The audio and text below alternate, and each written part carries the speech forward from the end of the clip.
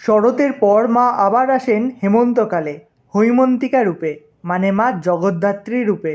আর জগদ্ধাত্রী পুজো মানেই তো শহর চন্দননগর। তাই এখন চন্দননগর যাওয়া মানেই দেখা যাবে গোটা একটা শহর সেজে উঠছে নতুন রূপে, নতুন ছন্দে।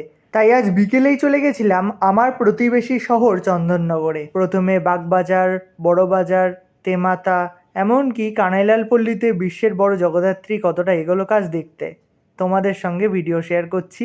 তাই এবছর জগদ্ধাত্রী পুজোয় মিস করো না, চলে আসো চন্দননগরে, দেখা হচ্ছে।